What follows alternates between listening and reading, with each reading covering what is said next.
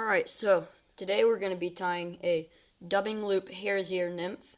And this is a pattern I've come up with recently. I like it a lot. It's a good pattern for panfish, and I believe it would be a pretty solid pattern for trout. So, yeah, let's get to it. What you'll need for this fly, this one's tied in size 14, but with a 2.7 millimeter bead like I have here, you can tie it in a variety of sizes from 12 up to 18. For the tail, I have a cape hackle feather. Here, I'll pluck one that I'll use later and show you real quick. But these are really good for tailing material, especially the tip area that you can see right there. It has some stiffer barbs that make for really good tailing. And you can see I've plucked the tip here, so I can just easily pinch those like that and select the tailing material I want. For the dubbing, I have a hare's mask dub, and I recommend pre-mixing it if you plan on tying a lot of these flies like I've done here, just in this little Ziploc bag. The ribbing is gold ribbing, like a gold tinsel, which for that I just simply use gold crystal flash and wrap it around my hook shank. So, yeah, let's get to it. The first thing you're going to want to do is take your size 14 hook. And with this fly, you don't want to put it in the vise just yet. You want to take a gold bead, which I have here, a tungsten one for added weight. And while you can tie this pattern without a gold bead, I highly recommend it. And if you're going to even attempt trying it without a gold bead, definitely do some wraps of lead wire along the hook before you get started, because with the dubbing loop it takes up a large surface area, so the fly will float or sink partially, which you want this fly to be almost at the bottom. Alright, so slide your bead onto the hook like so.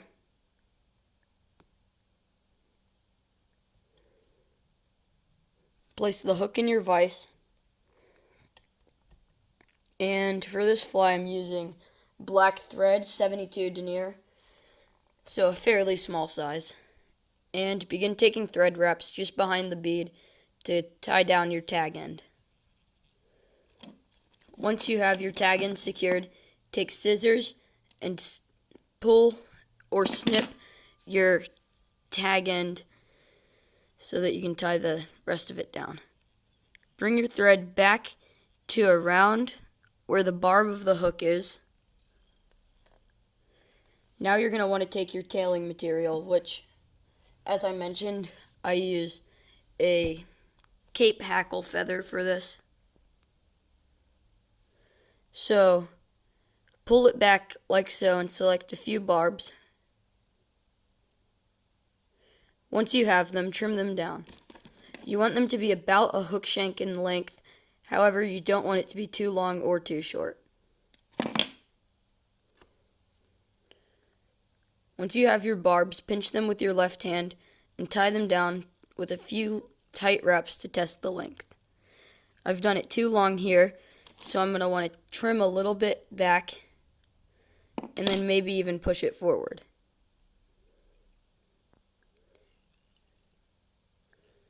Repeat the process until you're satisfied with the length, which here I haven't tied in quite enough barbs, so I'm going to need to go back and redo the tail.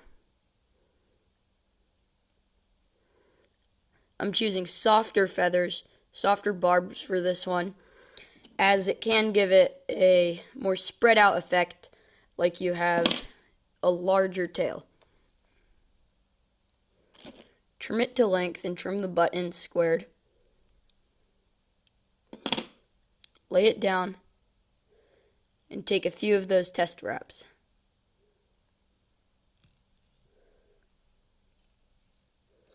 Again, I've done it too short, so I'm going to want to go back and redo it until I get it right. I'm going to try and trim it longer this time. This is a fly where you want to take your time, so working through the mistakes is better than just plowing through them.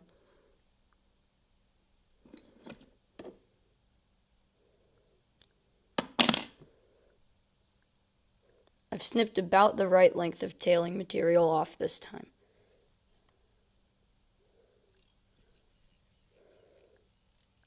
You can see here I have the tail about the length of, maybe slightly longer than the hook shank.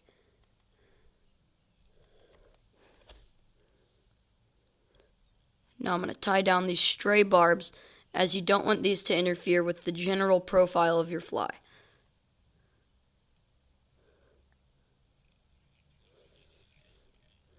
You don't have to tie down all of them, as the dubbing will push down most of them. Next, you're going to want to take your strand of gold crystal flash for the ribbing, or you can use a small flat tinsel. However, here I use crystal flash, and if you pull it towards the base, it becomes straight. Tie it back to around the base of the tail, and begin taking tight wraps of dubbing around the thread. Something you don't hear much of, but I think it's fairly necessary when you want to dub tightly like you do with this pattern, is to wash your hands before you begin tying. When you wash your hands, it removes any excess oil that could interfere with the grip. Your hands are all oily and slick. They're not going to grip onto the dubbing well. So you want to remove any excess oils and keep only the natural oils in your skin.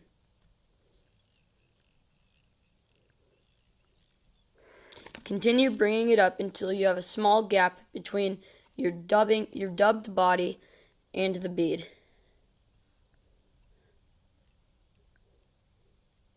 You want a gap so that you can construct your dubbing loop at the front.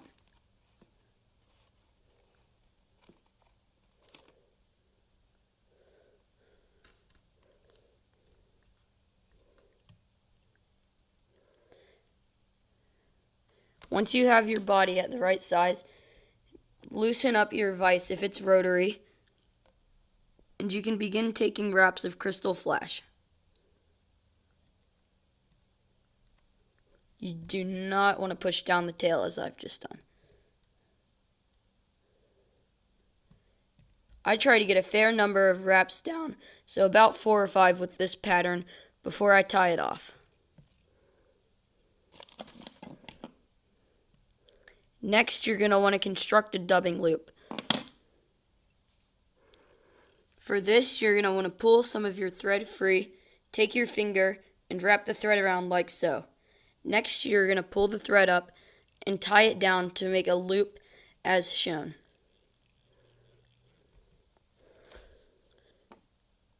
Next, you're going to need a dubbing loop spinner, which for this one I have a simple dubbing hook that I spin with my hands. Oftentimes you'll see ones with a large weight at the bottom, which you can manually spin to completely spin your loop. Keeping your loop open, take a pinch of the hare's mask dub that you used to dub the body. Place it in between the loop and allow the thread to pinch it. Continue the process until you're about halfway down the loop, or a little more depending on what you want out of this fly. Next, remove your finger as I'm doing to allow the loop to close up. Spin it manually with your fingers, or if you have a weighted spinner, allow that to spin. Bring your thread to just behind the bead as far up as you can. Now, you can use your rotary setting or manually spin it around.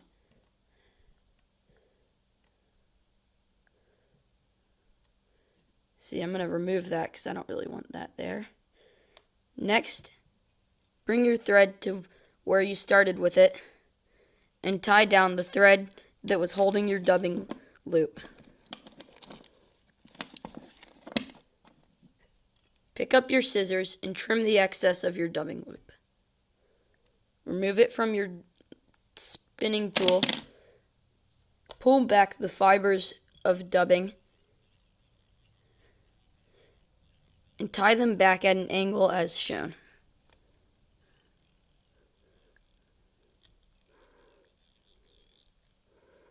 Next, take your whip finisher tool and get as many turns in as with the whip finish as you comfortably can. Once you're complete your whip finish and snip or pull the thread.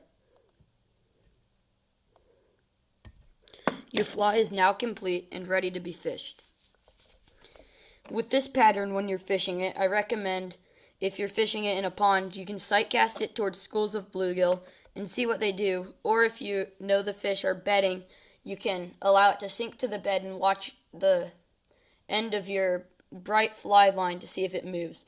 When fishing this in creeks, just look for typical structure that you would look for while trout fishing, just riffles and smaller stagnant pools, not stagnant, but slower moving, where the trout are going to cling to.